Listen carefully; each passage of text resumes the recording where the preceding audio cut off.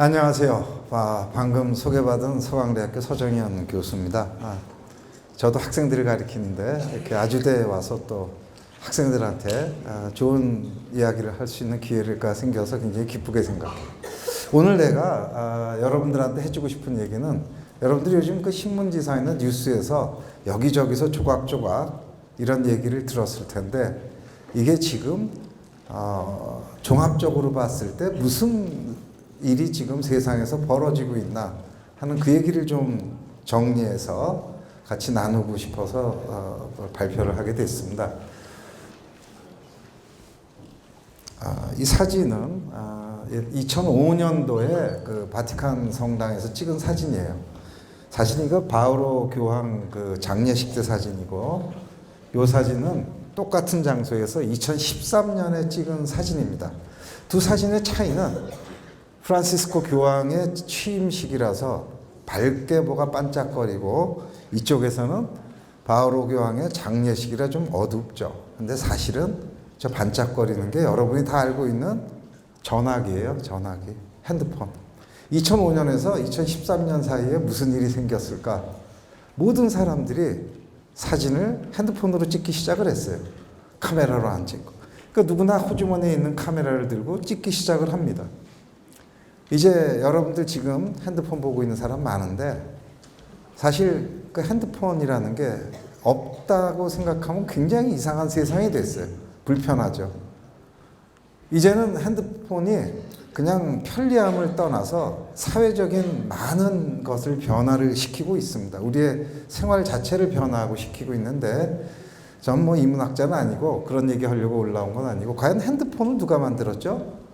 애플이라는 회사가 만들었어요. 잘 아시겠지만 2007년에 만들어서 본격적으로 팔기 시작한 건 2008년입니다. 애플이라는 회사를 가만히 보니까, 이게 2014년 4분기에 보니까 뭐 나온 통계인데 작년에도 똑같았어요.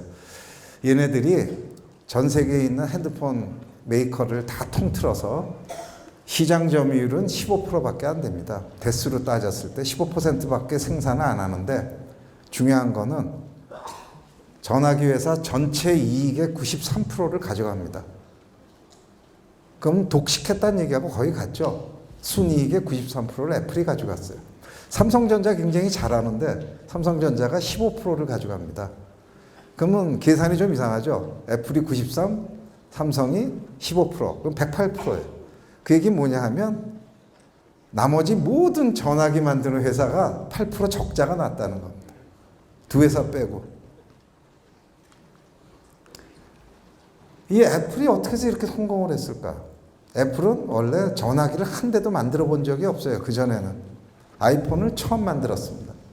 애플은 컴퓨터 회사고 소프트웨어의 플랫폼 비즈니스를 굉장히 잘하는 회사예요. 그래서 얘네들이 아이폰을 만들 적에 그동안에 있었던 전화기와는 전혀 다른 컴퓨터를 만든 거예요. 사실 멀티미디어 기기를 만들었는데 거기에 전화기를 달았죠. 근데 문제는 뭐냐 하면, 그때까지 전 세계에서 핸드폰을 제일 많이 팔던 회사가 있었어요. 여러분이 다 잘 아는 노키아라는 회사입니다. 이제 아마 잊어먹었을지도 몰라요, 그 이름을.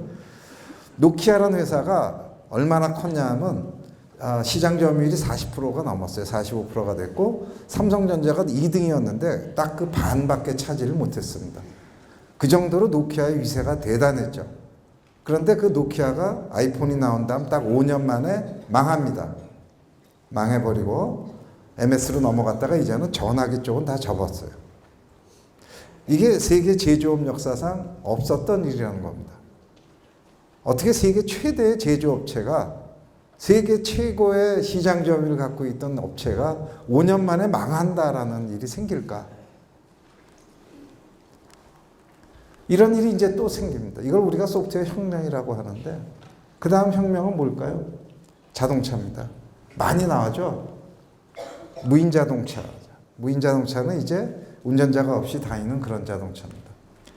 자동차는 가솔린이 아니라 소프트웨어로 달린다. 이거 제가 한 말이 아니고요. 바로 유명한 벤츠의 CEO가 한 말이에요. 벤츠의 지터 회장이라는 사람이 자동차는 소프트웨어로 달린다라고 얘기를 합니다. 고급 자동차 보면 거의 소스 코드가 거의 1억 라인에 해당할 정도로 어마어마하게 많은 소프트웨어가 들어가 있고요. 이제 자동차는 바퀴 달린 컴퓨터예요. 이제 우리가 알고 있는 자동차의 강자 노키아가 망하듯이 벤츠나 BMW나 도요타나 현대나 기아도 순식간에 망할 수가 있다는 겁니다. 그런 세상이 됐어요. 이거 학생들이 지금 체육관에 있는데 홀로그램이라는 겁니다. 새로운 스타일의 이제 컨텐츠 산업이 시작하는 것을 보여주죠. 싸이입니다. 싸이가 공연을 하고 있는데 사실은 홀로그램이에요. 이거 디지털 시티에 가면 지금도 공연을 매일 하고 있어요. 이제 컨텐츠 산업도 완전히 새로운 그런 플랫폼으로 옮겨가고 있습니다. 온라인 유통이 오프라인 유통을 넘어서기 시작했죠. 알리바바가 월마트를 넘어섰습니다. 이제 유통이 점점 더 똑똑해지기 시작하고 빠르게 됩니다. 배송도 즉석에서 하게 되고 이런 것들 이미 다 지금 실용적으로 하고 있죠. 옷을 내가 가서 찍으면 내가 입은 모습을 이 고객이 입은 제품을 입은 게 화면에 뜨는 이런 쇼핑이 벌어지고 있습니다. 주식 거래도 소프트웨어가 시작을 했습니다. 이미 월스트리트에 가면은 르네상스 테크놀로지라고 이미 그 회사는 돈을 너무 많이 벌어서 더 이상 돈 벌기 싫어서 문 닫아버렸어요. 근데 거기가 주식 전문가 하나도 없이 수학자고 컴퓨터 사이언티스트들이 모여서 만든 회사였고 나중에는 돈을 너무 많이 벌어서 고객들한테 돈을 다 돌려줬어요. 그리고 우리는 니네들 돈까지 굴릴 여력이 없다. 우리 돈만 굴리겠다. 그러다가 그 창업주는 돈이 너무 많아서 이제 자기는 떠나버렸고 그 회사에 있던 사람들이 흩어져서 퀀트 펀드를 회사가 지금 굉장히 많이 돌아가고 있어요. 월스트리트 가면. 앞으로는 소프트웨어가 직접 투자하는 경제 체계가 굉장히 커질 거다라고 누구나 다 예측하고 있어요. 왜냐하면 이게 바로 주식 투자야말로 알파고 같이 게임이잖아요. 그죠? 수익률 게임이기 때문에 굉장히 많은 데이터로부터 어떤 게임을 어떻게 운영하면 이기나 하는 그 전략을 배울 수가 있어요. 그렇기 때문에 이 부분은 아마 앞으로 굉장히 빠른 속도로 클 겁니다. 왜? 돈이 걸려 있기 때문에. 핀테크라는 얘기 많이 듣죠. 파이낸스하고 테크놀로지에 결합된 용어입니다. 바로 금융인데요. 이분은 그 뱅크 오브 아메리카 부회장이에요. 이 사람이 한 말은 은행은 금융을 가장한 소프트웨어 산업이다 이렇게 표현을 했어요. 이제 여러분들이 이제 알리페이니 삼성페이니 이런 말 많이 듣는데 그게 뭐냐면 크레딧 카드 대용품이죠. 그런 게 나오기 전에는 다 크레딧 카드를 썼어요. 크레딧 카드가 어떻게 수익 구조가 어떻게 되어 있냐면 고객들이 쓰면은 몇 프로를 떼갑니다. 근데 갑자기 알리페이니 페이팔이니 하는 것들이 나와서 기존의 크레딧 카드 회사의 이익의 3분의 1 이상은 그쪽으로 가고 있어요. 근데 이거는 시작입니다. 은행도 인터넷 뱅크가 나오기 시작을 하면 기존의 은행들이 당하지 못해요. 왜냐하면 비용이 너무 많이 들기 때문에. 그렇게 많은 지점과 사람들을 써서 어떻게 돈을 벌 수가 있어요? 온라인상에서 인터넷으로 다 해볼 수가 있는데 당할 수가 없죠. 3D 프린팅이라는 얘기도 많이 듣죠. 이제 3D 프린팅은 어떤 시장이냐면 이런 식으로 디자인을 온라인에서 사서 우리 집에서 내가 찍어내는 물건, 내가 원하는 물건을 나만의 제품을 만들어내는 그런 시장으로 바뀌게 됩니다. 이제 매스 프로덕션 시대가 끝나간다라는 거죠. 자기만의 독특한 상품을 누구나 만들 수 있게 되는 거예요. 온라인상에서 디자인을 사면 돼요. 사가지고 우리 집에 프린터가 없으면 동네에 있는 프린터 있는 편의점 가서 프린트하면 되는 거죠. 그런 세상이 올 거다라는 거. 오고 있습니다. 드론입니다. 여기 보면 드론이 나르고 있고요. 사람이 가까이 가면 자기가 피합니다. 피하면서 날아다니는 거죠. 뭐 여러 가지가 있어요. 드론을 가지고 하는 다양한 실험들을 하고 있는데 드론 비즈니스 아마 굉장히 많이 보셨을 텐데 이거 전부 날아다니는 거니까 기계라고 생각하실 수도 있는데 이거 전부 소프트웨어예요. 왜냐하면 이게 무인 항법을 해야 되기 때문에 소프트웨어로 컨트롤을 합니다. 기계가 기여할 수 있는 건 굉장히 제한적이고 소프트웨어 산업이죠. 스마트 웨폰도 마찬가지입니다. 이게 구글이 인수했던 보스턴 다이내믹스가 만들고 있는 로봇인데요. 지금 여기에 보면 이 총은 이 담벼락 밑에 숨어있는 적군을 쏘는 총입니다. 아주 간단해요, 사실은. 굉장히 어려운 기술 같지만 총을 쏘면 장애물을 넘어서서 딱 1m가 넘어서는 순간 터져서 밑에 있는 사람을 상처를 입히는 그런 총이에요. 스마트 웨폰이라고 얘기하는데 사실은 굉장히 간단합니다. 그냥 레이저로 거리 맞추고 총을 쏘면 총에 그 거리 플러스 1m 가서 터지게 만들어 놓은 겁니다. 아래쪽으로. 굉장히 단순한 아이디어를 가지고 새로운 혁신적인 제품을 만드는 거죠.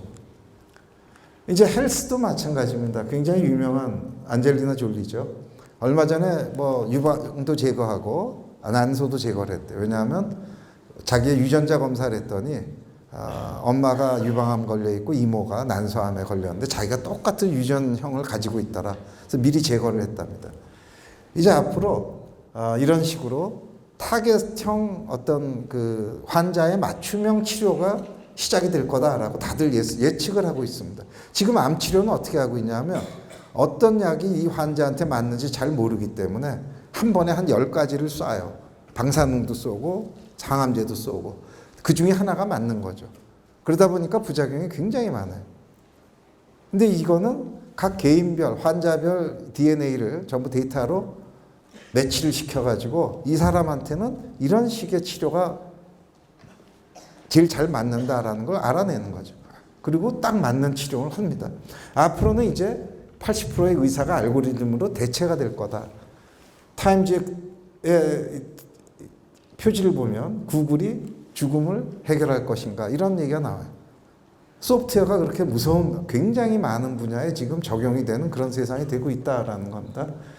그래서 무기라는 게 굉장히 유명해지는데요. 코세라나 유다시티 같이 전 세계 스탠포드, MIT, 하버드의 명강의들을 전부 다 온라인에서 볼 수 있습니다. 가서 보시면 그냥 이렇게 제가 강연하는 걸 찍은 이런 영상의 강의가 아니에요. 10분, 15분 단위로 토픽별로 굉장히 잘 짜여져 있는 강의고 누구나 쉽게 공짜로 들을 수 있습니다. 이러면 앞으로 어떤 대학에서 강의를 할까? 이제 교수는 학생들은 그냥 온라인에서 강의를 보고 와서 교수랑은 강의실에서 서로 디스커션만 하고 시험만 보면 되는 그런 세상이 올 거라고 봅니다. 이제 앞으로 이런 말도 해요. 50년 내에 전 세계에 10개 대학만 살아남을 거다. 세상이 바뀌고 있다는 겁니다. 기사 쓰는 거, 신문 기자들이 기사를 쓰는 거죠. 굉장히 공부를 많이 한 사람들이 씁니다. 그런데 이제는 컴퓨터가 기사를 써요. 예를 들어서 LA 지진 기사 제일 먼저 송고한 건 새벽에 컴퓨터가 기사를 만들어서 송고를 했어요. 운동 경기 같은 거요. 데이터만 있으면 원하는 대로 다 씁니다. 진 팀 위주로 써라 그러면 애석하게 졌다. 이긴 팀 위주로 써라 그러면 통쾌하게 이겼다. 마음대로 써요. 편집장이 얼마나 좋아요. 말 안 듣는 기자 쓰는 것보다 로봇 기자를 쓰는 게 훨씬 낫죠. 그러다 보니까 이제는 어떤 일이 벌어졌냐. 벌써 UPI, AP의 통신사의 기자가 40%가 날아갔어요. 이제 조금 있으면 그거에 또 40%가 또 날아갑니다. 이제 기자들은 기획기사 아니면은 이런 사건 기사나 이런 거는 거의 기자들이 설 자리가 없어지는 거예요. Welcome to the deciding game in the IBM Challenge here on Jeopardy. 왓슨입니다. 퀴즈 대회고요. 인간 퀴즈왕 켄 제니스와 브래드 러터가 컴퓨터 왓슨과 대결을 벌입니다. 2011년입니다. You're ready? Make your first choice. Let's take alternate meanings for 200, Alex. Four-letter word for a vantage point or a belief. Brad, what is it for you? Watson, Who is Franz Liszt? you are right. What is violin? Good. Who is the church lady? Yes. Watson, What is narcolepsy? you are right. And with that, 왓슨은 사람의 말을 이해하고 사람이 쓰는 언어로 대답했습니다. Same category, 1600. answer. 인간만의 고유한 능력이었던 지적 판단의 영역마저 컴퓨터에게 자리를 내주는 순간이었습니다. And I remember thinking, this is it. 바보가 된 기분이죠. 왜? 기계한테 졌으니까. 인간 챔피언이. 그 왓슨이 퀴즈만 하는 게 아니라 왓슨의 사실은 능력은 뭐냐면요. 굉장히 똑똑하다기보다는 방대한 양의 지식을 책에 있는 지식입니다. 사실은 책에 있는 지식들을 수백만 권의 책에 있는 거를 굉장히 인덱싱을 잘했어요. 그래서 질문이 들어오면 그 질문에 답이 되는 거를 찾아서 답을 내는 거예요. 그러니까 굉장히 빠른 속도로 의미적으로 찾아낼 수 있는 그런 능력을 갖춘 겁니다. 실제로 똑똑하다라기보다는 컴퓨터 본연의 장점을 최대한 살린 그런 인공지능이죠. 그 왓슨을 지금 어디에 쓰고 있냐면 이러한 다양한 분야에서 지금 상용화에 들어가 있습니다. 이제 왓슨을 이용한 의료 상담 이런 것들이 지금 다 법률 상담 왜요? 의료 지식 책에 다 있어요. 법률 지식 책에 다 있습니다. 심지어는 웬만한 의사들보다 훨씬 더 정확하게 찾아낼 수 있어요. 그 실제 신문에 나온 뉴스들이 그렇잖아요. 법률 지식도 마찬가지입니다. 그 많은 판례와 법률을요, 변호사들 잘 몰라요. 훨씬 더 정확하게 법률 상담을 할 수 있습니다. 이제는 컴퓨터가 사람보다 훨씬 잘하는 그런 일들이 생겨나고 있다는 겁니다. 이 손정희 씨입니다. 한국 사람으로 아마 최고로 성공한 사람 중에 하나인데 얼마 전에 페퍼라고 하는 감성 로봇을 만들었어요. 이 사람은 손정희 씨는 지금 뭘 생각하고 있냐 하면 앞으로 모든 사람들이 이런 감성 로봇 하나쯤 가지고 있는 시대가 올 거다라고 보는 거예요. 이 사람이 이걸 얼마에 팔았냐 하면 100 몇십만 원에 팔았습니다. 팔고 있어요. 왜 그렇게 싸게 파나? 간단해요. 대량으로 풀고 그 다음에 그 로봇과 사람들이 자꾸 인터랙션하는 그 데이터를 모으고 싶은 거예요. 그러면 점점 더 쓸만하고 친근하고 말 잘 듣는 로봇을 만들 수가 있어요. 왜? 데이터를 쌓아놓으니까. 이 사람은 아주 미래를 내다보고 어마어마한 투자를 지금 하고 있는 도중입니다. 여기 있는 거는 사진이 뭐냐면 이게 로봇이에요. 지보라고 하는 건데 이 아줌마가 요리하는데 얘한테 막 얘기하면서 물어봐요.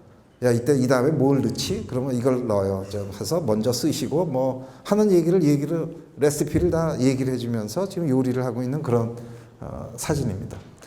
그 다음에 이제 왓슨을 흉내내서 일본에서 만드는 거는 쉽게 얘기하면 일본의 수능 시험을 보고 있어요. 그래서 동경대에 합격할 수 있는 수준의 로봇을 만들겠다라고 하는 게 지금 일본에서 하고 있는데 지금 보면은 어느 정도까지 왔냐 하면 전국의 581개 사립대 가운데 80%에 해당하는 472개 대학에 합격할 수 있는 성적까지 와 있다라는 수능 시험을 봤을 때 상당히 많은 식으로 와 있습니다. 얼마 전에 있었던 우리나라의 충격이었죠. 알파고와 이세돌의 격돌 장면입니다. 예상과는 달리 사람들의 기대와는 달리 알파고의 완승으로 끝났어요. 이 알파고의 능력은 어디서 왔을까? 이전에 우리가 무조건 이세돌이 이긴다라고 얘기를 했을 때는 그 당시에 바둑 실력이 대부분의 세계 최고의 바둑 실력이 아마 5단 정도였어요. 프로들하고는 상대가 안 되는 그런 레벨이었는데 학습이라고 하는 기술이 생겨났습니다. 사실은 최근 5년 동안 기계학습, 자동학습이라는 분야에서 굉장히 괄목할 만한 성과를 냈어요. 인공지능 연구에서. 첫 번째 학습은 뭐냐 하면 고수들이 놓은 기보가 있습니다. 기보가 굉장히 많은데 온라인상에 그중에 프로 6단 이상들이 놓은 기보만을 골랐대요. 16만 개를 골라서 거기서 적당히 좋은 수라는 게 뭔지를 찾아내는 거를 학습을 했습니다. 그 다음에 두 번째 또 뭘 학습했냐 하면 지금 판세를 보고 까만 돌과 하얀 돌이 이길 확률이 얼마가 되는지 점수 계산하는 거를 학습을 했어요. 그 방법을. 세 번째 학습은 뭐냐 하면 그렇게 학습된 걸 가지고 컴퓨터끼리 마구 뜹니다. 그러니까 얼마나 빨리 뜨겠어요? 지들이 둘이서 밤새도록 뜨는 거죠. 그러면서 이긴 거, 진 거를 가지고 계속 복습을 합니다. 그러면서 전략을 스스로 학습을 했어요. 그 세 가지입니다. 학습 방법은. 그걸 했더니 하고 나서 최종 결과물이 바로 이거예요. 그래서 만들어 놓은 게 이 컴퓨팅 파워, CPU 1200개, 컴퓨터 1200개의 컴퓨터와 GPU라고 하는 그래픽 보드인데 76개 네트워크 컴퓨터를 가지고 이세돌하고 붙은 거죠. 사실 이거 불공평해요. 이세돌은 혼자고 얘네들은 사실 그 안에 가봤더니 CPU가 1200개면 그 안에 요새 옥타코어이기 때문에 곱하기 8 해야 돼요. 10,000개의 CPU가 돌아간 겁니다. 사실은. 10,000개의 컴퓨터가 동시에 돌아가면서 계산을 했고 이세돌은 혼자 했고 애석하게 졌지만 굉장히 놀라운 거죠. 사실 지난 5년 동안 뛰어난 학습 능력을 갖게 된 거는 인간의 뉴런을 모델링한 딥 뉴럴 넷이라고 하는 딥 러닝이라는 방식의 학습 방식인데요. 저것이 괄목할 만하게 성장을 했다라는 거. 굉장히 많이 발전을 했어요. 저것 때문에 이제 학습에서 많은 이제 인공지능에서 좋은 성과를 내고 있는데 물론 이것이 만능은 아닙니다. 아직 멀었지만 굉장히 중요한 스텝을 만들었다라는 겁니다. 이렇듯이 소프트웨어라는 게 소프트웨어 혁명이라고 우리가 보고 있는데요. 소프트웨어가 세상을 바꾸고 있다라는 겁니다. 소프트웨어가 세상을 먹어치우고 있다. 이제 모든 기업이 소프트웨어 기업이다. 이거 제가 하는 말이 아닙니다. 이거 다 유명한 사람들이 하신 말씀이고요. 소프트웨어 혁명이라는 게 뭐냐? 소프트웨어로 인해서 경제, 사회 등에서 급격한 변화가 오는 거예요. 노키아가 5년 만에 망하듯이 예전에 없었던 이상한 현상이 생기기 시작했다라는 거예요. 기존에 있는 것과는 다른 일이 벌어지고 있더라라는 거죠. 이제 소프트웨어가 굉장히 다양하게 많은 분야, 쉽게 얘기하면 모든 분야에서 먹어치우고 있습니다. 그러다 보니까 구글에 가서 컴퓨테이셔널 X라고 쳐보면 굉장히 많은 이런 용어가 나와요. 여기 보면 컴퓨테이셔널 바이올로지, 컴퓨테이셔널 케미스트리, 여기 있는 학생들의 전공이 뭔지 모르겠는데 그 전공 앞에 컴퓨테이셔널이라고 붙이면 됩니다. 그런 분야가 계속 생겨나고 있다는 거예요. 아마 못 붙이는 분야가 불쌍한 분야일지도 모르겠어요. 없습니다. 제가 알기로. 그럼 이게 뭘까? 왜 이런 일이 가능하게 되었을까? 이게 바로 그동안에 컴퓨터 칩이라고 하는 VLSI 기술이 굉장히 발전했어요. 무어의 로라는 걸 아시는 분인데 무어의 법칙 또는 황슬로 이런 얘기 있죠. 무어의 법칙은 원래 18개월마다 성능이 2배씩 뛴다는 겁니다. 황슬로는 1년마다 2배씩 뛴다는 얘기. 만약 1년마다 2배씩 뛴다는 얘기는 뭐냐면 10년이면 100만 배가 넘어간다는 얘기예요. 성능이. 가격도 그렇고. 실제 여러분이 지금 갖고 있는 이 전화기가 옛날에 1997년에 인간 체스 챔피언을 누른 IBM의 딥블루라고 하는 슈퍼컴퓨터가 있습니다. 그거보다 여러분이 갖고 있는 핸드폰이 훨씬 강력한 컴퓨팅 능력을 가지고 있어요. 굉장히 빠른 속도로 하드웨어가 발전해 왔고 이제는 1,000원짜리 칩부터 그러니까 이제는 저런 칩을 형광등 같은 이런 가전제품이나 이 세상 모든 것에 붙일 수 있다는 거예요. 여러분 책상에 다 붙일 수 있고 그러니까 여러분 출석 체크 사실 할 필요 없어요. 그게 다 붙어 있으면. 딱 앉아 있으면 여러분의 DNA나 센싱을 딱 해서 지정된 사람이 앉았다 탁 들어가는 거예요. 그냥. 대리 출석도 안 되고. 그런 세상이 온다라는 겁니다. 그게 바로 고성능 컴퓨터 칩이 거기까지 지금 와 있고요. 그 다음에 네트워크 기술이 굉장히 발전해서 이제 무선 네트워크 같은 것들이 한 10년 전하고 지금하고 생각해 보세요. 상상이 안 갈 정도로 전 세계 어디서나 데이터를 서로 주고받을 수 있는 세상이 됐다라는 겁니다. 그런 인프라가 깔린 다음에 그 두 개의 중요한 인프라를 가지고 뭐든지 만들어낼 수 있는 마법의 소프트웨어 기술이라는 게 있다는 거죠. 이 세 개가 합해서 우리가 보기에는 인류 역사상 최고의 메타 기술이 만들어진 거예요. 메타 기술이라는 게 뭐냐 하면 모든 기술들이 사용하는 기술이라는 뜻입니다. 이것이 뭐와 같은 거냐? 바로 증기기관, 전기의 발견처럼 기술 혁신과 경제 발전을 가속화하면서 사회 경제 변혁의 동인이 되는 그런 기술이라는 뜻이에요. 그럼 그 얘기는 뭘까요? 지금 우리가 농경사회에서 산업사회로 바뀌는 그런 접점에 서 있는 것 같은 그런 시대에 와 있다는 겁니다. 우리가 1차 산업혁명을 증기기관이 일으켰다라고 다 배웠죠. 영국에서 만든 증기기관이 1차 산업혁명. 2차 산업혁명은 사실은 전기라고 하는 것을 찾아냈을 때 그때부터 시작된 게 2차 산업혁명입니다. 3차 산업혁명은 뭐냐 하면 바로 컴퓨터가 만들어지면서 통신기술과 전자컴퓨터가 만들어지면서 3차 산업혁명이 시작이 됐는데 이제 4차 산업혁명은 소프트웨어, 인공지능과 이런 것들이 결합이 되어 있는 그런 소프트웨어 세상이 됐다라는 겁니다. 혁명. 이게 바로 4차 혁명을 지금 일으키고 있는 그런 상태다라는 겁니다. 우리가 이 증기기관이 나타났을 때는 그때 혁신적이었던 건 바로 이거였죠. 육체 노동의 자동화입니다. 사람이 일일이 다 해야 되는 걸 기계가 하니까 생산성이 굉장히 높아지는 거죠.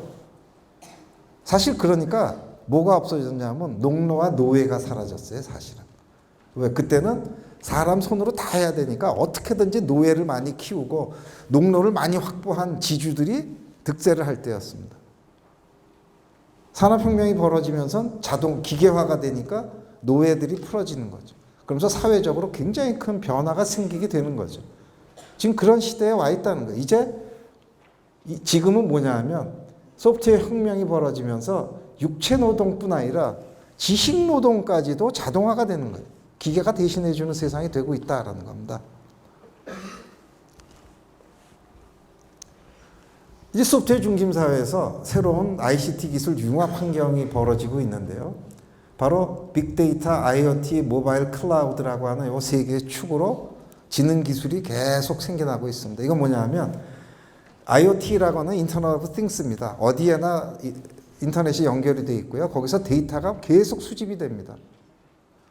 그렇게 수집된 데이터를 우리가 빅데이터라고 하는데 데이터를 분석을 하면요. 굉장히 유용한 정보들이 많이 나타나는 거죠. 그 데이터를 분석해서 디시전 메이킹을 하는 겁니다. 훨씬 더 사람들이 감으로 하는 디시전보다 훨씬 정확하다라는 거예요. 예를 들어서 내일 삼성전자 주식이 오를지 떨어질지 알면은 돈 버는 거죠. 그죠? 내일 오를 거라면 오늘 사면 되는 거고 내일 떨어질 거라면 오늘 팔면 되는 거예요. 무조건 돈 법니다. 근데 그거를 왜 못할까요? 사람이 잘할까요? 컴퓨터가 잘할까요? 주식이 오르고 떨어지는 거를 거기에 영향을 주는 데이터가 너무너무 크기 때문에 사람들 머리 가지고는 도저히 그거를 예측하기가 굉장히 불가능한 거죠. 그러니까 컴퓨터한테 이겨낼 수가 없는 겁니다. 디시전 메이킹 하는데. 그런 세상이 됐다는 거예요. 이제 스마트한 IoT 제품들이 계속 나오고 있어요.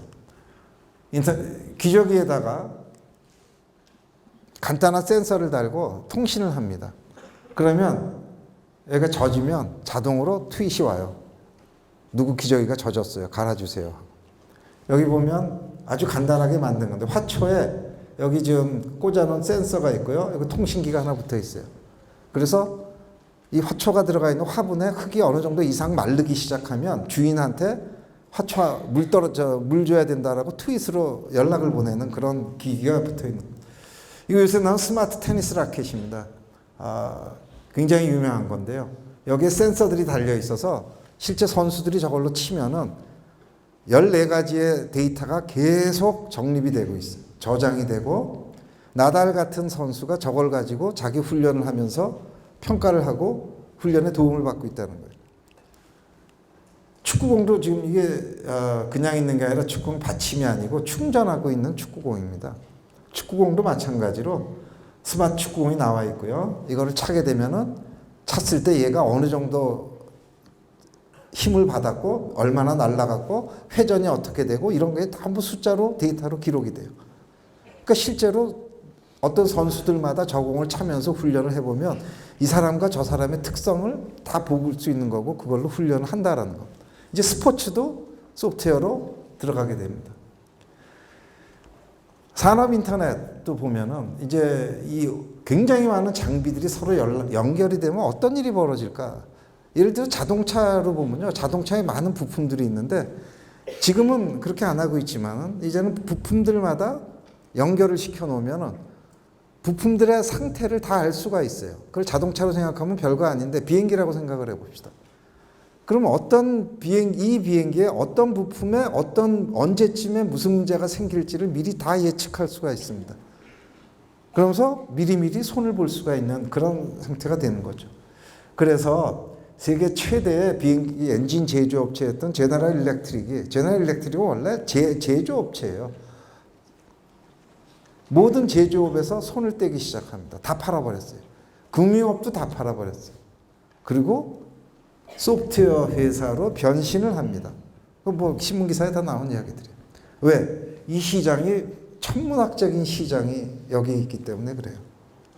즉 세계를 리드해가던 대기업들도 벌써 세상이 지금 어디로 바뀌고 있는지를 굉장히 빠르게 파악하고 지금 가고 있다라는 거예요. 변하고 있는 거죠. 모바일 클라우드 컴퓨팅이라는 얘기를 많이 들었을 텐데 모바일은 여러분이 들고 다니는 전화기부터 이런 것들이죠. 사실 여기에는 컴퓨팅 파워가 약해요. 그렇지만 통신을 이용해서 클라우드 컴퓨팅을 할 수 있죠. 이제는 사람들이 자기가 직접 컴퓨터를 가지고 할 필요가 없습니다. 이제는 어떤 세상이 됐냐? 내가 컴퓨터를 사서 쓰는 게 아니라 빌려 쓰는 세상이 되는 거예요. 소프트웨어를 돈 주고 살 필요가 없고 빌려 쓰면 되는 거예요. 개념이 바뀌는 세상으로 지금 바뀌고 있다는 거예요. 마이크로소프트마저도 자기네들이 여태까지 돈 주고 팔던 소프트웨어들을 윈도우즈나 마이크로소프트 오피스를 이제는 개방을 시작을 하고 있습니다. 왜냐하면 다른 회사들이 전부 다 개방을 하고 서비스로 가고 있기 때문에. 그러니까 어떤 일이 생긴 거냐? 새로운 비즈니스를 하는데 돈이 별로 안 든다는 얘기예요. 내가 컴퓨터를 굉장히 큰 서버를 사야 되고 뭐를 사야 되고 뭐를 이럴 필요가 없다는 거예요.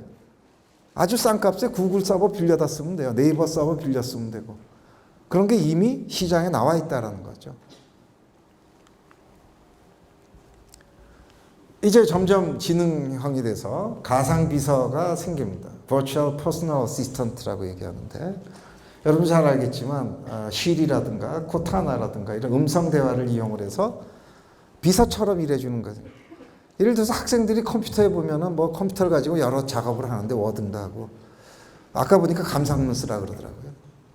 사실 저렇게 똑똑한 비서가 있으면 집에 가서 야 오늘 들은 거 너 감상문 하나 써라. 그럼 비서가 써줘요. 얼마나 좋아. 그게 퍼스널 어시스턴트라는 겁니다. 세상이 바뀌고 있고요. 그 다음에 이제 지금 현재 구글에서 제공하는 번역 서비스는 90여 개의 언어를 실시간으로 번역을 해줍니다. 물론 아직은 정확도가 많이 문제는 있지만 그래도 말도 안 되는 언어를 내가 가서 볼 수 있다는 거예요. 얼추 보면은 아라비아어로 된 것도 번역해보면 한국어로 번역을 해줘요. 그러면 단어 몇 개 잡으면 아 대충 이게 무슨 내용이구나. 그 정도는 알 수가 있죠. 지금 그런 세상이 돼가고 있어요. 그랬더니 어떤 일이 벌어지고 있냐 하면 소프트웨어 기술력 보유한 기업들의 가치가 급상승하고 있다라는 겁니다. 여기 보시면은 2006년도에 세계 30대 업체입니다. 시가총액으로. 그 다음에 2015년이죠. 그러니까 거의 한 10년, 9년 만에 다시 한번 재봤어요. 보시면은 이쪽에 상위, 여기에는 제너럴 일렉트릭, 코카콜라, 뭐 차이나 모바일, 말보로, 월마트 이런 것들이 상위에 있었다면 이쪽에 오면은 애플, 구글, 마이크로소프트, IBM 이런 것들이 상위에 올라오고요. 이 보라색은 새로운 회사입니다. 새로 진입한 회사들인데 텐센트, 페이스북, 알리바바, 아마존, 바이두, 셋 전부 다 소프트웨어 회사들입니다. 그러니까 점점 세계의 대기업들이 점점 소프트웨어 경쟁력을 가진 애들이 점점 성장을 한다는 고도 성장을 하는 그런 세상이 됐다는 거예요. 그러니까 누구나 다 소프트웨어 회사가 되고 싶어 할 수밖에 없죠. 그렇게 됐다라는 겁니다. 소프트웨어는 작은 아이디어를 큰 비즈니스로 만들어줍니다. 여기 보시면은 에어비앤비라고 하는 앱이 있어요. Bed and Breakfast입니다. 쉽게 얘기하면 민박 소개집이에요. 전 세계의 민박. 근데 사실 민박이 아니고 호텔, 모텔 다 들어옵니다. 민박도 들어오고. 이 회사는 자기 호텔 방이 하나도 없어요. 호텔도 없고 방도 없고 아무것도 없습니다. 그냥 중개만 해주는 그런 앱이죠. 소프트웨어로. 그리고 지불을 하는 시스템을 갖고 있습니다. 근데 보면 힐튼, 메리엇 같은 하얏트 같은 회사는 어마어마하게 많은 호텔 방을 갖고 있어요. 예를 들어서 힐튼은 62만 7천 개의 방을 갖고 있는 회사입니다. 그런데 시가총액을 볼까요? 에어비앤비의 시가총액이나 힐튼의 시가총액이나 거의 비슷해요. 메리엇, 하얏트는 에어비앤비보다 못합니다. 우버, 여러분 다 아시죠? 우버가 뭔지. 뭐 카카오 택시 같은 거예요. 우버라는 회사는 자동차가 한 대도 없습니다.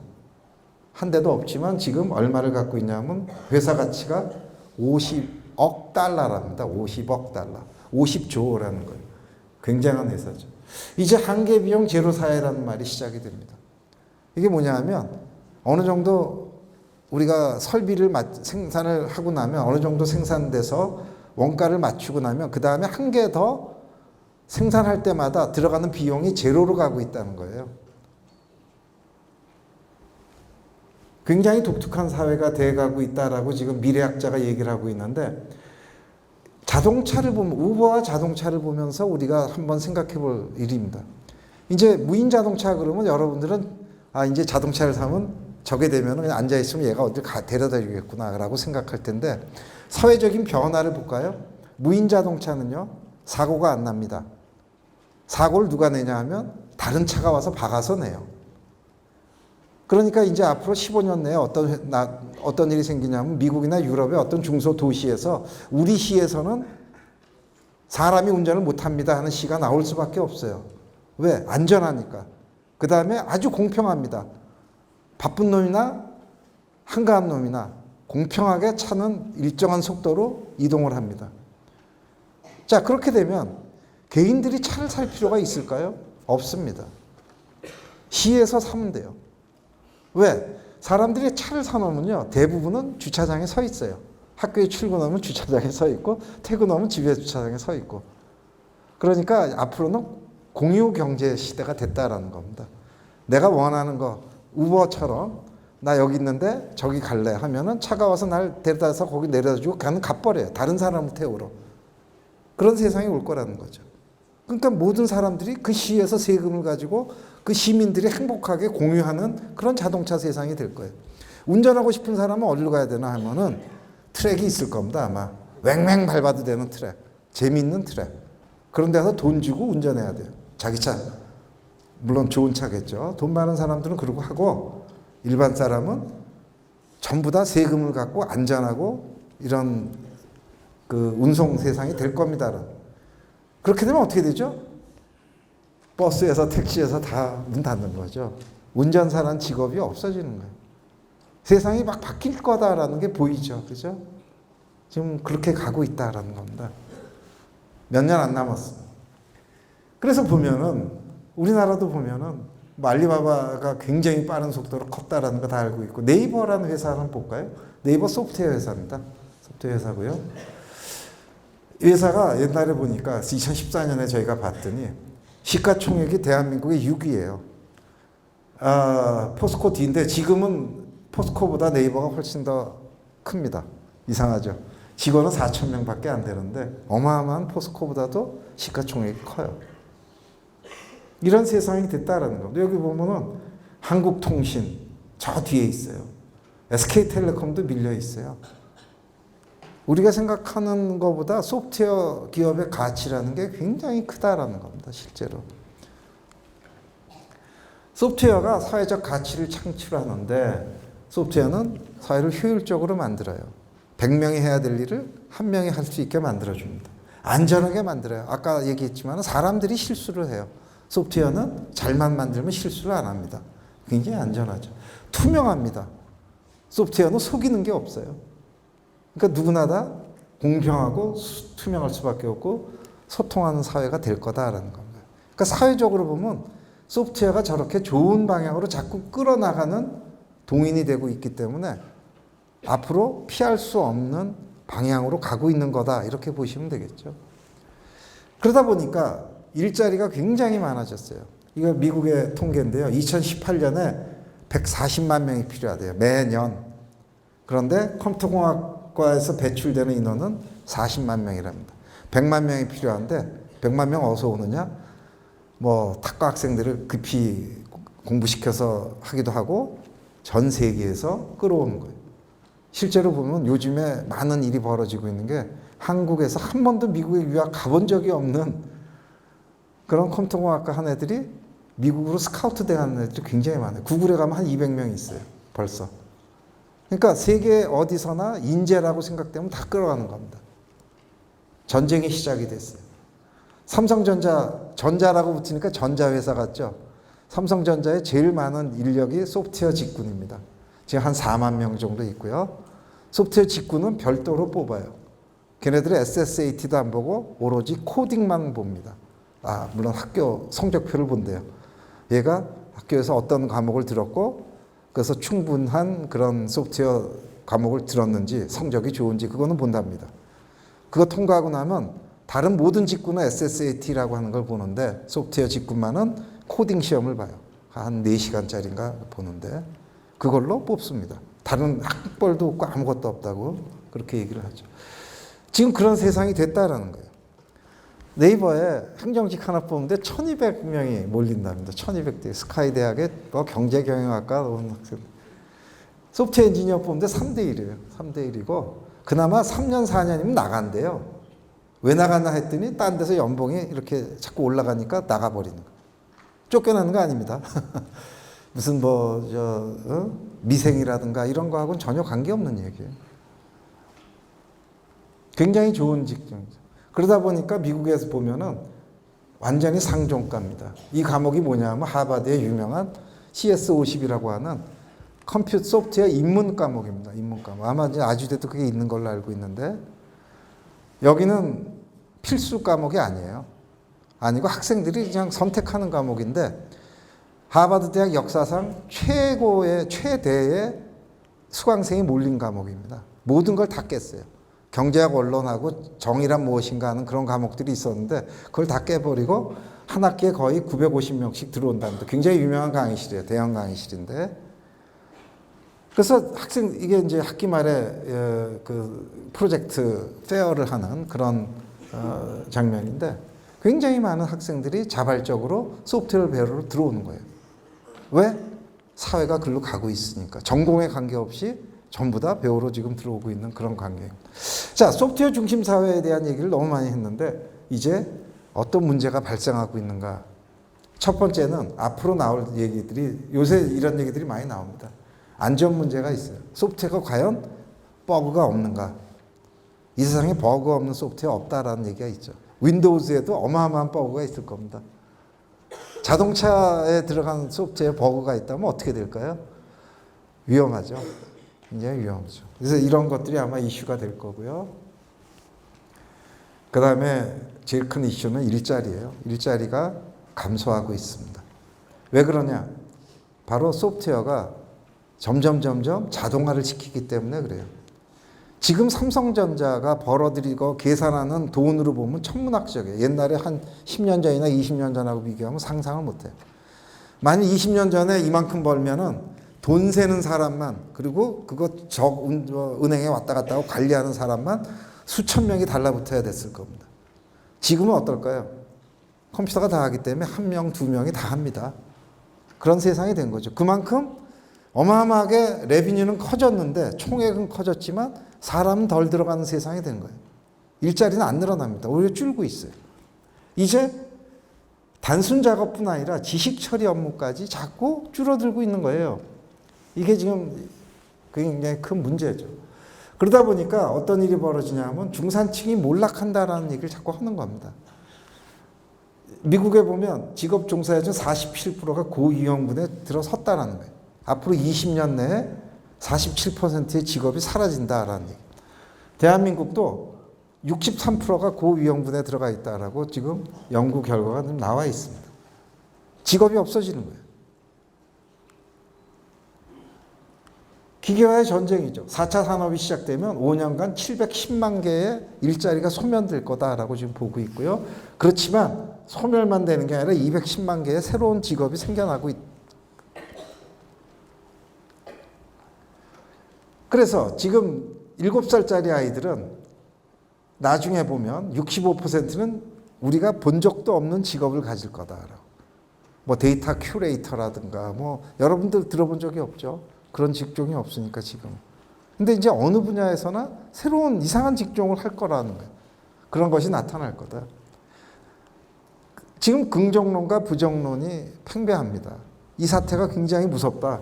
양극화를 벌일 거다. 역사적으로 새로운 기술은 좋게 본다면 새로운 기술은 새로운 일자리를 만들었다라고 보는.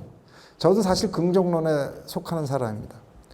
옛날에 증기관이 나왔을 때 사람들도 다 뭐라 그랬냐 하면 일자리가 없어지는 거죠. 일할 이제 농사꾼이 다 쫓겨나서 도시로 몰려 들어옵니다. 그럼 다 아는 얘기예요. 그죠? 역사적으로 보면. 그때 이제 다들 도시에 와서 거렁뱅이가 되고 뭐 이렇게 되는 그런 시대가 있었죠. 그런데 가만히 생각해 보세요. 지금 여러분들의 생활은 그 시대에 산업혁명 되기 전에 임금님보다 훨씬 더 풍요로운 생활을 하고 있어요. 왕들보다, 왕이나 귀족들보다 훨씬 더 좋은 생활은. 물론 그때 사람들보다 노예나 하인은 없죠. 평등하지만 냉장고 열면 언제든지 맛있는 거 먹을 수 있고, 한여름엔 에어컨이 있고, 한겨울에도 따뜻하고, 아마 그 시대의 왕들보다 훨씬 더 편안하고 풍요로운 생활을 누리고 있다라고 보시면 될 겁니다. 이런 새로운 기술의 발전은 인류들한테 굉장히 좋은 임팩트를 줘요. 그러니까 지금도 저는 마찬가지라고 생각을 하고 있습니다. 근데 부정론은 이번은 좀 다르다라고 얘기를 하는 사람들이 계속 나오고 있습니다. 계속 나오는데 이거는 아무도 정답은 없으니까 예측을 하는 거죠. 근데 제일 큰 문제는 뭐냐면 청년 고용률이 계속 떨어지고 있는 거예요. 왜냐하면 지금이 곧 변환점에 있기 때문에 그래요. 새로운 직종은 아직 천천히 생겨나고 있고 없어지는 건 되게 빨리 없어져요. 자꾸 적용을 하면서. 저도 깜짝 놀랐는데 청년 고용률이 40% 이하랍니다. 그 얘기 뭐냐면 17세에서 29세까지 60%의 청년이 직장이 없는 거예요. 굉장히 심각한 얘기죠, 사실은. 이게 지금 사실은 국가나 가정의 불행이지만 심지어는 저출산, 고령화, 온갖 문제가 여기서 다 출발을 하고 있다라고 지금 보고 있습니다. 얼마 전에 누군가가 발표한 신문에 나온 고위험 직업군과 저위험 직업군이 나옵니다. 보시면은 고위험 직업군에 우리가 안전하다고 봤던 세무사가 탑으로 올라가 있어요. 세무사, 회계사 이런 것들은 아마 없어질 거다라고 다들 보고 있는 거예요. 그런가 하면 저 직업에 보면 저 위험 직업은 역시 선생님이나 성직자, 사람만이 할 수 있는 것들이. 근데 재밌는 거는 컴퓨터 시스템 설계 분석과 데이터베이스, 그 소프트웨어 관련된 거는 앞으로도 계속 필요하게 될 거다라는 겁니다. 세상이 자꾸 변하니까요. 이제 미래학자들이 자꾸 이런 얘기를 합니다. 여러분들이 이제 집에서 애완견을 하나씩 있을 때 나중에 보니까 이 애완견이 안드로이드예요. 로봇 견자. 그래도 애완견 같을까? 애정을 쉐어할 수 있을까? 만일 여러분의 보스가 로봇이었다면 그 사람 명령에 순종할 것인가? 기분 나쁘죠? 기계가 나한테 명령을 내린다. 그런데 2018년까지 이제 2년 남았어요. 2년이 보면 300만 명의 사람들이 사실 로봇이 관리하게 될 거다라고 다 예측을 하고 있습니다. 지금도 로봇이 플래닝을 해요. 그리고 배치를 합니다. 그런 게 굉장히 많이 있어요. 경영학적으로. 사실은 이제 우리가 생각해야 될 게 굉장히 많이 있죠. 그런 문제들. 또는 구글 무인 자동차 같은 것도 보면 330만 킬로 만에 드디어 첫 사고가 났습니다. 아주 묘한 상황이에요. 여기에 뭐가 있어서 옆 뒤에 지금 버스가 오고 있는데 얘는 일로 가면은 버스가 피할 줄 알았어요. 속도를 낮출 줄 알았는데 버스 운전사들이 좀 그렇죠. 자기가 크니까 와일드해요. 속도를 안 낮추고 그냥 직진해 버렸어요. 그래서 결과가 이렇게 됐습니다. 이거를 보고서 이제 사람들이 다양한 생각을 하게 된 거예요. 만일 이게 버스와 이런 게 아니라 예를 들어서 무인 자동차가 가는데 앞에 사람이 아주 이상한 상황이 벌어져서 한 10명을 쳐야만 되는 상황이 벌어졌어요. 근데 그거를 피할 수 있는 유일한 방법은 핸들을 꺾어서 오른쪽으로 빠지는 수밖에 없어요. 그러면 어떤 일이 생기냐면 운전자가 상처받거나 죽을 확률이 상당히 높아져요. 자, 그러면 이제 10대 1이죠. 그냥 가면은 운전자는 안전해요. 그 대신에 10명이 사상을 당하는 거고, 그때 꺾으면은 운전자가 다칠 수 있죠. 근데 문제는 그 결정을 누가 해요? 소프트웨어가 합니다. 그러면 미리 만들어줘야죠. 누구를 안전하게 해야 될까? 대부분의 사람들은 10명을 안전하게 해야 된다고 할 거예요. 그럼 그런 차 사겠어요? 딜레마예요. 그래서 이런 무인 자동차라고 하는 것들이 아주 새로운 이제 우리가 없던 새로운 규범과 새로운 문제를 우리가 생각하게 그렇게 만드는 그런 세상이 되고 있다라는 겁니다. 그리고 이제는 글로벌 차원에서 분업과 경쟁이 굉장히 심각하게 빨라질 겁니다. 옛날처럼 이 동네에서 좀 잘 나간다고 해서 의시될 시대가 끝났어요. 똑똑한 인재 아까도 얘기했지만 벌써 구글, 실리콘밸리 애들은 전 세계에서 다 끌어가고 있습니다. 이런 세상이 지금 되고 있어요. 양극화가 점점 가속화될 겁니다. 극소수의 고소득과 대다수의 저소득의 그런 세상이 될 겁니다. 왜? 자동화가 되니까. 자동화 시키는 사람은 비용 안 들어가고 왕창 끌어갈 거고, 근데 대부분의 사람들은 일자리가 줄어드니까 저소득자로 떨어질 거고, 즉 준비 안 된 국가나 기업이나 개인들은 굉장히 어려워질 거다라고 지금 보는 거죠. 이런 세상이 올 거다. 그럼 이걸 막을 수 있을까? 막을 수 있을까? 얼마 전에 치기공사들이 데모를 했어요. 이게 뭐냐면 3D 프린터로 이빨을 만드는데 이 기공사들이 만들잖아요. 해보니까 기공사보다 모형 떠가지고 3D 프린터로 찍어내는 게 훨씬 정밀해요. 딱 맞고. 그랬더니 기공사가 이거를 법으로 막아달라. 이거 옛날에요. 자동차가 영국에 처음 나왔을 때 앞에 붉은 깃발을 든 사람이 걸어가는데 이거 뭐냐 하면 붉은 깃발 법이라는 게 그때 만들어졌답니다. 그게 뭐냐 하면 자동차가 갈 때는 위험하니까 항상 앞에 사람이 붉은 깃발로 길을 트고 자동차가 따라가야 된대요. 코미디죠. 그럼 자동차 왜 타요? 사람 속도하고 똑같이 가는데. 근데 그 법을 왜 만들었냐? 여기 있는 마차의 마부들이 데모를 했어요. 자동차가 그냥 다니면 자기네들이 직장을 잃을 것 같으니까 마부들이 데모해서 그런 법을 만들었어요. 근데 과연 그런 법으로 이게 막을 수 있는 일이었냐라는 겁니다. 규제나 투쟁으로 막을 수 없다라는 거죠. 그래서 우리가 새로운 어떤 파라다임에 맞는 새로운 세상을 자꾸 생각해야 된다라는 겁니다. 시장의 역동성도 제고해야 되고요. 노동시장 유연화해야 되고, 저는 정치하는 사람은 아니에요. 근데 사실 보니까 양쪽이 똑같더라라는 거죠. 좌나 우나. 근데 동시에 다 해결해야 되는 그런 세상이 자꾸 돼가고 있듯이 우리 점점 새로운 어떤 그 세상이 되고 있기 때문에 빨리 우리가 바뀌어져야 되겠다 하는 생각을 지금 하고 있습니다. 자본주의 얘기는 제가 넘어갈게요. 그래서 이제 보면은 얼마 전에 부자지만 굉장히 부자인데 이 사람이 자기 재산의 99%를 자기 딸을 위해서 자기 딸의 살아갈 미래 세상을 위해서 99%를 기부하겠다라고 얘기를 했죠. 이제 이런 세상이 돼가고 있는 거 아닌가. 그래서 아직은 살만한 세상이 될 것 같다라는 생각을 지금 하고 있습니다. 그런데 이제부터는 여러분하고 좀 관련된 얘기를 조금 할게요. 소프트웨어를 우리가 이런 새로운 세상이 돼가고 있는데 우리가 준비를 제대로 하고 있는가? 교육의 혁신이 필요하다라는, 우리 교육이 제대로 방향을 잡고 있는가? 얼마 전에 KBS에서 나온 거에 보면 지금 교육은 100년 전에 필요한 사람, 그런 사람을 키우더라. 지금 우리나라의 교육 체계는요, 산업사회를 겨냥한 그런 교육 체계예요. 6.25가 마치고 나서 6.25 끝난 다음에 빠른 속도로 선진국을 따라잡기 위해서 교육 시스템을 만들었고, 그게 그대로 지금까지 큰 틀이 그대로 유지되고 있는 그런 상황입니다. 이제 제가 얼마 전에 봤는데 이런 말을 하더라고요. 무스라고 하는 굉장히 유명한 그 근대 역사학자인데, 이 양반의 그 강연에 보니까 저도 깜짝 놀랐어요. 산업혁명으로 세계 최강국이 된 영국이 20세기 들어서 미국이나 독일한테 뒤떨어지게 된 이유가 바로 옥스포드나 케임브리지 같은 영국 대학들이 수학과 과학 교육을 등한시했기 때문에 그렇다라는. 그래서 영국이 점점점 파워를 잃게 됐다, 이런 얘기를 하더라고요.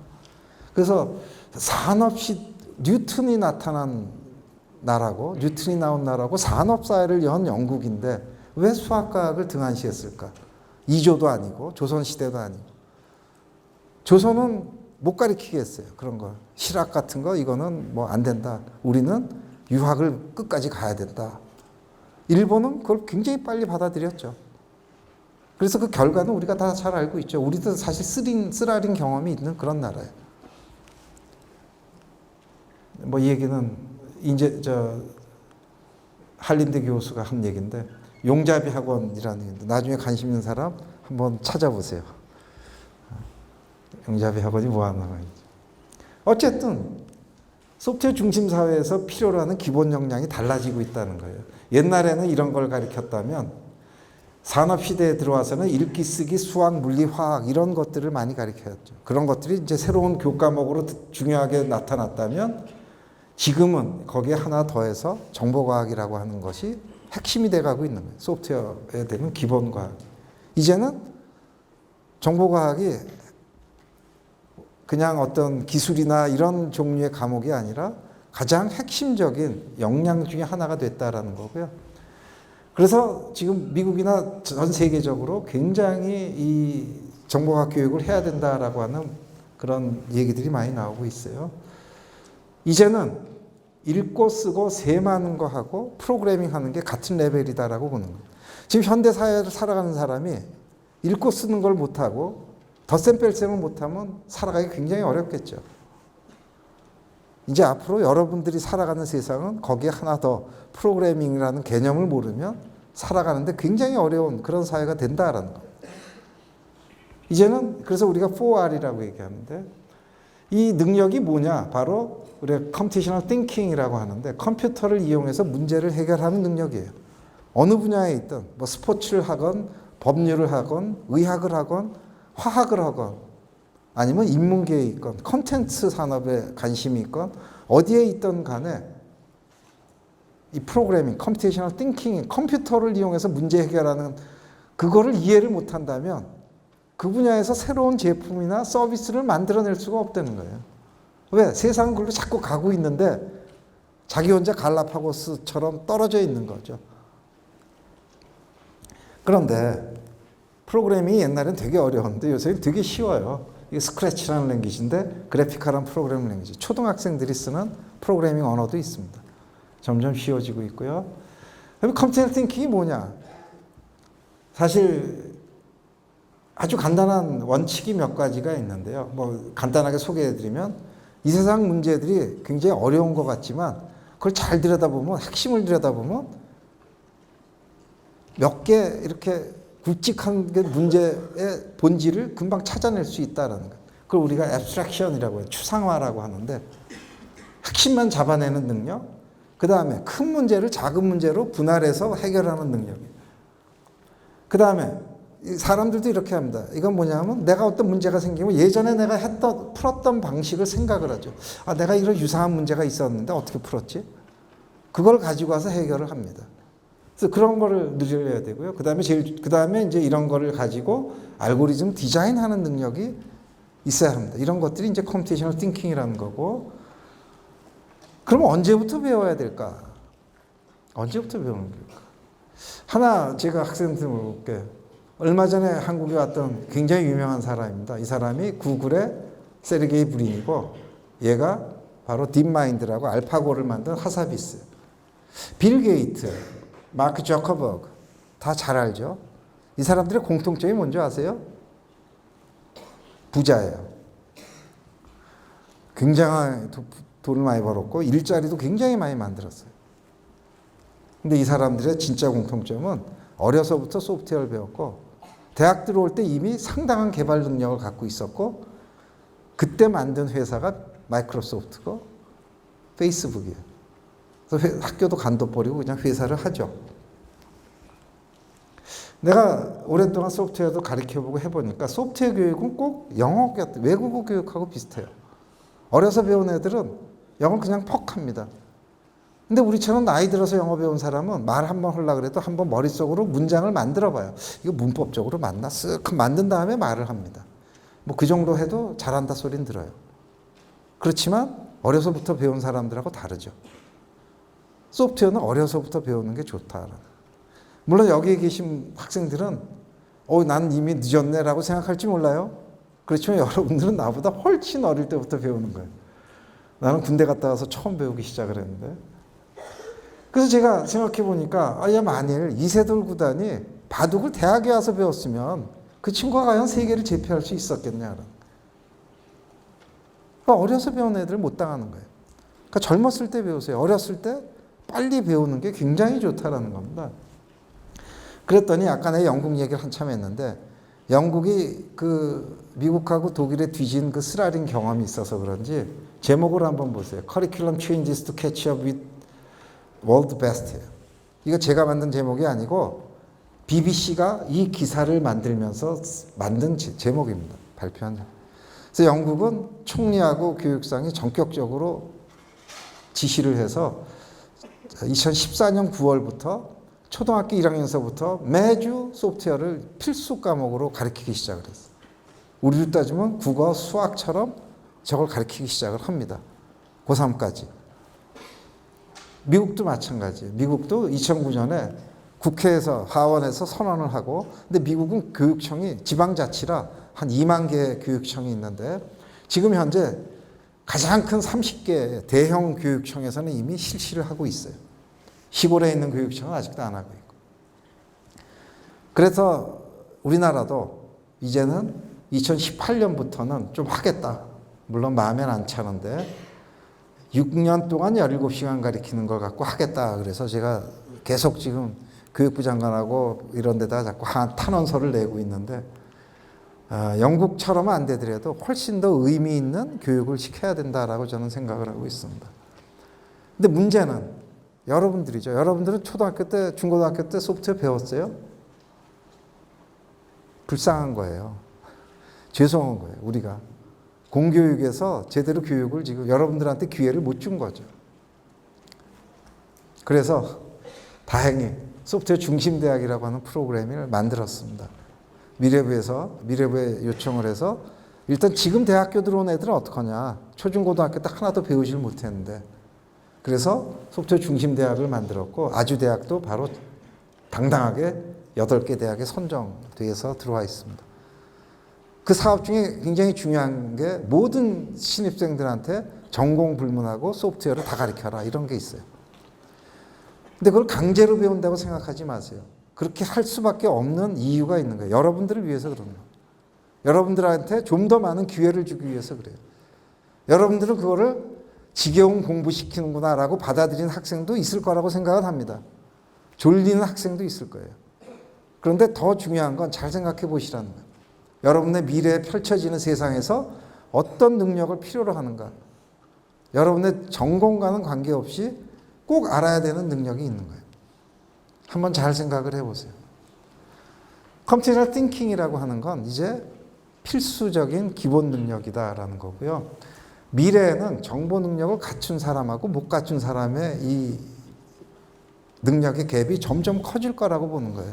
이거는 제가 볼 때 빈부의 격차보다 훨씬 더 커다란 문제가 될 겁니다. 지금 요새 금수저, 흑수저 얘기하죠? 그거는 저리 가라가 될 거예요. 이 능력이 있는 사람하고 없는 사람은 비교가 안 될 거예요. 경쟁력이. 왜냐하면 인프라가 그렇게 돼가고 있으니까. 그래서 이 공교육을 통해서 지금 이미 강남의 엄마들은 굉장히 빨라요. 이런 거 다 알아요. 그죠? 아마 학원 가서 배운 학생들도 있는데 저는 그거 굉장히 싫어합니다.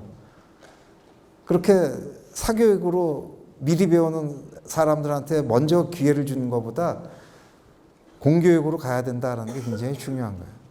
다행히 여러분들은 공교육에서 대학에서 그 교육을 실시하고 있습니다.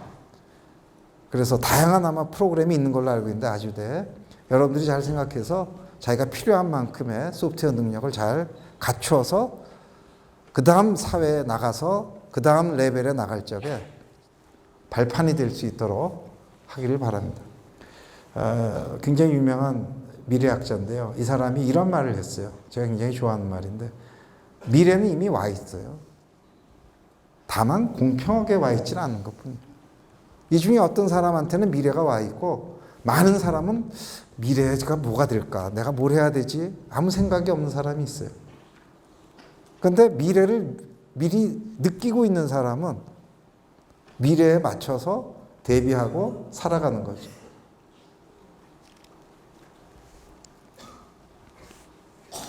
이미 큰 폭풍이 지금 눈앞에 와 있습니다. 4차 산업사회니 뭐 이런 얘기들이 지금 막 변화하고 있는 변곡점이라고 지금 보고 있어요. 소프트웨어 중심으로 한번 생각을 굉장히 빨리 바꿔야 되는.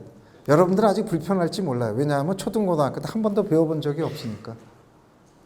그리고 지금 대학에 와서도 공부할 때 불편할 수 있어요. 왜냐하면 국어, 영어, 수학 같이 맨날 하던 과목처럼 공부하면 안 돼요. 왜? 평생 처음 배우는 과목이니까 국영수 공부하듯이 하면 큰일 납니다.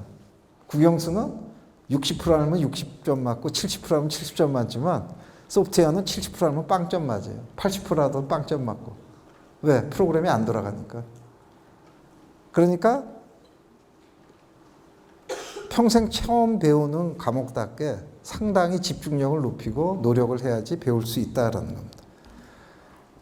힘들더라도 포기하지 마세요. 왜냐하면 여러분의 미래의 그 소프트웨어 능력이라는 게 굉장히 큰 도움이 될 겁니다. 질문 없어? 네, 빌 게이츠 같은 경우에는 그냥 소수의 그 실력 있고 그런 이제 정보 능력이 있는 친구들만 사람들만 부를 창출하고 부를 많이 가지게 되면은 자본주의보다는 다시 그 공산주의처럼 그 부를 재분배하는 게 맞지 않냐 이런 식으로 말을 했더라고요. 그리고 결과적으로 미래에는 그런 식으로 경제 시스템을 재편해야 된다 이렇게 말을 했는데 그거에 대해서 어떻게 생각하는지 궁금합니다. 굉장히 좋은 말이에요. 이 학생이 한 말은 뭐냐 하면 앞으로 점점 이런 4차 산업혁명과 이런 게 가속화되면 소수의 정보 능력을 가진 소수의 그룹이 독식할 거예요. 아까 봤잖아요. 애플이라는 회사가 독식해가고 있어요. 여태까지 지금 실증이 눈에 보이고 있는 거예요. 우리한테 지금. 그런 세상이 올 거다라고 지금 보는 거죠. 그랬을 적에 그때 되면 어떻게 돼요? 소수의 몇 명의 대부자들이 생길 거고 대다수의 가난한 사람들이 살 텐데 그러면 어떻게 해야 되냐? 공산주의처럼 부의 재분배를 하는 새로운 어떤 사회적인 규범이 만들어져야 되는 거 아니냐? 그죠? 그 질문이었죠. 그걸 내가 한 말이 아니고 빌 게이트가 했다는 얘기예요. 그 사람이 부자니까. 근데 그 사람들은 자기가 스스로 내놓고 있죠. 전 재산을 지금 해서 어떤 사회 사업에 쓰고 있는데 나눠주진 않아요. 나눠주진 않고 계속 사회 사업에 쓰고 있고 교육 사업에 쓰고 있는데 저는 아까 제가 잠깐 그 자본주의 얘기 잠깐 하다가 깊이 있게 안 들어간 게 내가 하고 싶은 얘기 학생들한테 하고 싶은 얘기를 바꿀까봐 제가 사실은 슬쩍 넘어갔는데 앞으로 우리가 알고 있는 자본주의하고 미래의 자본주의는 분명히 달라질 겁니다. 그런 어떤 자유 경쟁과 이런 제조업으로 만들어진 자본주의는 바뀔 거예요. 제조업으로 사실은 지금 사회 규범은 제조업에 상당히 기반돼 있어요, 사실은. 근데 이제 앞으로 이런 디지털 사회가 되고 소프트웨어 혁명이 벌어지기 시작하면서 어떤 형식으로든지 자본주의라고 하는 그 우리가 갖고 있는 약속해 있는 사회적인 규범이 바뀌어야 될 거예요. 그러니까 아마 뭐 세금을 통하든 아까 내가 얘기했던 게 그런 거예요. 지금까지 우리나라도 지금 금기 시대인데 세금 더 걷어야 돼요. 그리고 세금 한 푼도 안 내는 사람이 60%인데 그 사람들도 조금이라도 다 내게 만들어야 돼요. 그리고 법인세 더 걷어야 돼요. 그리고 그걸로 복지 정책을 펴야 돼요. 사실은. 저는 그렇게 생각해요. 저 개인적인 의견인데 그런가 하면 기업체들이나 이런 것이 자유롭게 경쟁할 수 있도록 글로벌하게 싸울 수 있도록 노동 유연성도 키워야 돼요. 다 풀어야 돼요. 이제는. 미국 같은 데 가면 회사에는 해고가 자유롭게 되는데 우리나라는 못하잖아요. 법으로 다 묶여 있어요. 그러니 기업체들이 어떻게 버틸 수 있어요? 그러니까 서로 버티기 게임으로 가는 거예요. 지금 노동자들은 잘릴까봐 막 걱정하고 있고, 자본가들은 자기네 회사 지금, 돈마저, 세금마저 많이 내면 아무 경쟁력이 없어진다고 생각합니다. 근데 풀어버리면 되거든요. 양쪽에 서로 풀면 되는데, 못 풀더라고. 나는 정치가는 아니에요. 그런 식으로 아마 앞으로 이런 그 양극화가 점점 심해질 텐데, 틀림없이 무슨 여기 사회학 하시는 분들도 있고 법률 하시는 분들도 있는데 사회적인 규범이 바뀌기 시작해야 될 겁니다. 새로운 파라다임으로 가고 있어요. 그렇게 생각하고 있습니다. 저도. 또 다른 질문 있으신가요? 네, 안녕하세요. 좋은 강의 잘 들었습니다.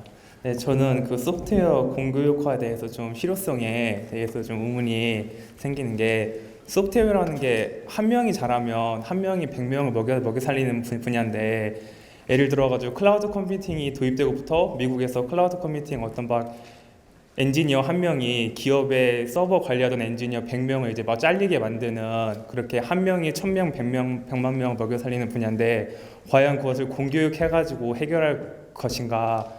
분명히 재능이 존재하는 분야고 빌 게이츠나 뭐 잡스 같은 사람들이 공교육 받아가지고 프로그래밍을 잘하는 것도 아니고 분명히 근데 한국의 문제가 과연 그 소프트웨어 공교육이 부족하기 때문인가 라는 관점에서 봤을 때 오히려 저는 좀 반대인 게 한국에도 소프트웨어 잘하는 사람들 되게 많은데 한국의 유교적인 문화나 이렇게 획일화하려는 그런 사고 그리고 어떤 기업들의 창의성 부재 그리고 40살 되면 치킨집 차리는 그런 문화를 타파해야지 다시 그걸 소프트웨어 공교육을 하겠다 하면은 오히려 또 다른 상업시장을 만드는 게 아닌가 초등학생들에게 코딩 학원까지 다니게 만드는 게 아닌가 너무 그런 부작용을 고려하지 못한 너무 성급한 정책이 아닌가 하는 우려도 많이 들어가지고 그런 점에서 좀 궁금증을 드립니다. 지금 또 오해하시는 분들이 많아요. 초중고등학교 애들한테 소프트웨어를 가르친다라고 하니까 걔네들을 소프트웨어 엔지니어 만들려고 지금 얘기를 하시는 것 같은데 절대 아닙니다. 그 정도 배우는 거는요. 덧셈 뺄셈하고 2차 방정식 정도 푸는 정도의 실력을 갖는 거예요. 사실 수학으로 따지면 지금 고3까지 가면 미적까지 하죠. 미적까지 해요. 그러니까 소프트웨어 능력으로 그 정도 어느 정도 수준까지를 가르쳐 주면 중요한 거는 그 중에 물론 저변이 넓어지니까 빌 게이츠나 저커버그 같은 그 정도의 레벨의 세계를 제패하는 영재도 나옵니다. 지금은 누가 영재인지 아무도 몰라요. 그리고 이세돌 같이 세계를 제패할 소프트웨어 엔지니어가 나올 수 있는 토양이 없어요. 그 다음에 아까도 말씀드렸듯이 이제는 소프트웨어 엔지니어를 키우려고 소프트웨어 교육을 하는 게 절대 아니고요. 어느 분야에서 무슨 일을 하든지 간에 그걸 개념을 알아야 돼요. 그래야지 내가 의사가 됐다. 지금 세상은 소프트웨어하고 융합된 의료가 지금 막 돌아가고 있는데 나는 소프트웨어를 몰라요. 옆에 있는 의사는 알아요. 경쟁이 될까요? 안 될 거다라는 거예요. 알파고라는 거를 알파고하고 나하고 싸우자는 게 아니고 알파고를 옆에 끼고 일하는 사람과 알파고와 직접 싸워야 되는 사람과 누가 이기겠냐라는 거예요. 그겁니다. 그렇기 때문에 이제는 소프트웨어에 대한 기본 개념이 있어야 되고 그래야 그게 모든 분야에서 이런 컴퓨터를 이용을 해서 뭔가 새로운 제품과 서비스를 만들어내는데 쓸 수 있다라고 하는 거고 그게 굉장히 중요한 거예요. 예. 그리고 이제 좋은 말씀했어요. 회사의 분위기가 바뀌어야 되는 거 아니냐. 그럼 뭐 군대식 문화 뭐 이런 얘기 나오죠. 그거는 아주 쉽게 바뀝니다. 그게 뭐냐면 소프트웨어로 돈 버는 회사가 나와야 돼요. 오너부터 회장부터 소프트웨어가 뭔지 알고 소프트웨어로 돈 버는 회사 한번 가보세요. 예를 들어서 네이버라든가 카카오라든가 또는 뭐 넥슨이라든가 그런 데 한번 가보세요. 분위기가 아주 다릅니다. 그게 바로 뭐냐면 소프트웨어로 돈 벌어본 사장들은 소프트웨어를 갖고 그 다음 나가는 방법을 압니다. 그래서 제가 지금 바라는 거는 뭐냐면 딱 그거예요. 우리나라도 마이크로소프트라든가 페이스북이라든가 세계적인 소프트웨어 전문 회사, 구글과 같은 그런 회사가 나오면은 점점 바뀔 거다라고 보는 거예요. 삼성도 제가 잘 알아요. 삼성이 지금 소프트웨어로 바꾸려고 굉장히 기를 쓰고 노력을 하고 있습니다.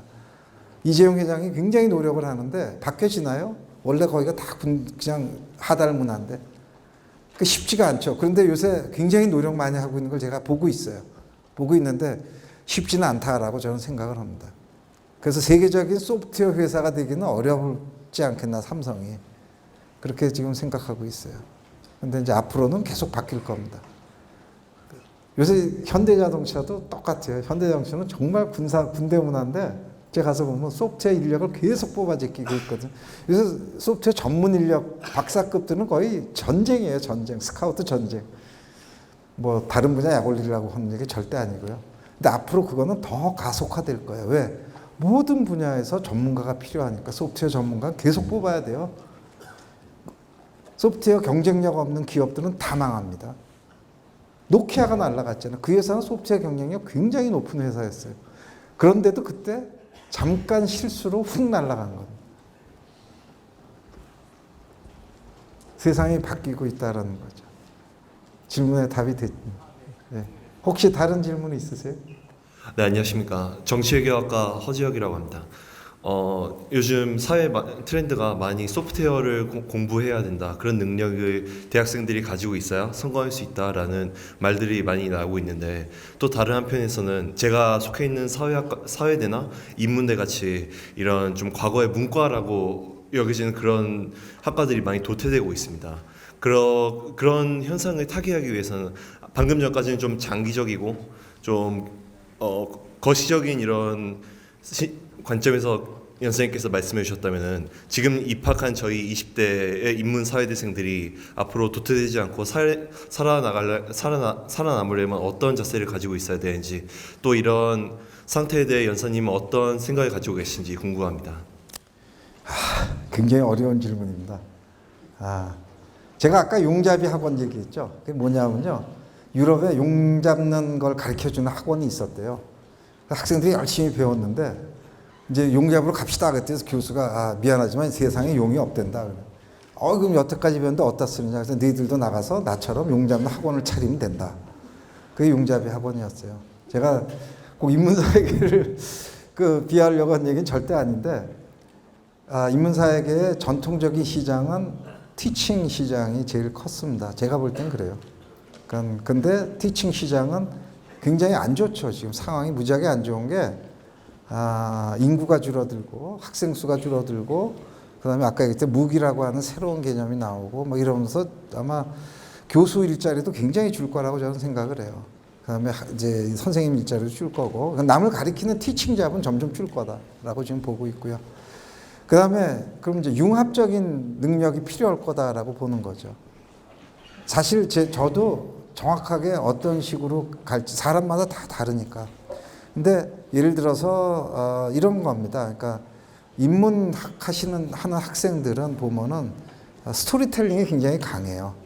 그러니까 다양한 사람들의 캐릭터를 다 알고 있고 역사적인 사실도 알고 있고 되게 일반 사람들과 공유하기 좋은 스토리를 굉장히 많이 알고 있죠. 그런 사람들이 잘하는 게 콘텐츠 산업이라든가 뭐 예를 들어서 게임을 만들 수도 있고 뭐 다양한 기획을 할 수도 있고 소설을 쓸 수도 있고 그렇지 않겠어요. 그러니까 옛날에 우리가 하던 그런 인문학도들이 하던 일들이 이제는 전부 디지털로 넘어왔다는 겁니다. 그게 게임이 돼버렸고 디지털 소설이 돼버렸고 이제는 아까 뭐 이제 믹스가 되는 우리가 그동안에 없었던 그런 엔터테인먼트 테크놀로지로 점점 가고 있는 거죠. 근데 문제는 그런 쪽에도 잡이 계속 만들어지고 있는데 소프트웨어라고 하는 개념을 모르면 그런 기회를 잡기가 굉장히 어렵다는 거예요. 이제는 누구나 자기만의 앱을 만들 수 있고 게임도 만들 수 있고 그렇거든요. 그러니까 만일 내가 게임에 관심이 있다 그러면 게임 스토리보드 만드는 것만 기획하고 디자인하는 데보다 그거 사실 인건비가 굉장히 낮습니다. 게임 회사의 그 인건비 피라미드에 보면 개발자가 제일 위에 있고요. 그 밑에 기획자가 있고 디자인이 가장 밑에 있어요. 인건비가 제일 싸요. 미안하지만. 그건 이제 경제 원칙이죠. 수요와 공급 때문에 아마 그런 것 같아요. 그러니까 사실은 더 월급 많이 받는 일을 하고 싶잖아요. 그러니까 결국은 소프트웨어에 대한 거를 많이 배우고 그 다음에 인문학도로서 가지고 있는 그런 장점을 살리면서 그런 쪽에 인재를 필요로 하는 산업이 지금 계속 생기고 있어요. 그런 걸 찾아가는 게 훨씬 빠를 거다라고 나는 봐요. 앞으로 그쪽은 일자리가 굉장히 많이 생길 거예요. 그리고 남의 만든 일자리를 쳐다보지 마시고 본인이 만들 수도 있어요. 만들 수 있어요. 이제는 그게 더 빠를 수도 있다라는 거. 우리나라는 아직까지 제조업에서 못 벗어났기 때문에 제조업 세상에서 불안해해요. 월급을 안정적으로 어디 대기업에 속해서 월급을 또박또박 받아야 안정적으로 산다는 그런 생각을 갖고 있어요. 그게 뭐냐면 제조업의 산물이에요. 왜냐하면 제조업이 그렇잖아요. 커다란 장치 산업 아닙니까? 큰 공장 만들어서 대량 생산해서 전 세계 싼 값으로 다 풀어서 팔면은 좋은 거 아니에요. 지금 우리나라 경제 그렇게 와 있어요. 그러다 보니까 그런 데 가서 월급 받아야 된다고 자꾸 생각을 하는 거예요. 세상은 바뀌고 있고 제조업이 바뀌고 있는데 제조업은 뭘 보면 하냐면 자꾸 바뀌어요. 다 로봇이 제조하고 있고 로봇이 다 관리하는 세상으로 가니까 제조업에서는 점점 안 뽑죠. 왜냐하면 사람값이 제일 비싸잖아요. 한 번 뽑아놓으면 자르지도 못하는데. 이게 지금 바뀌고 있는 거죠.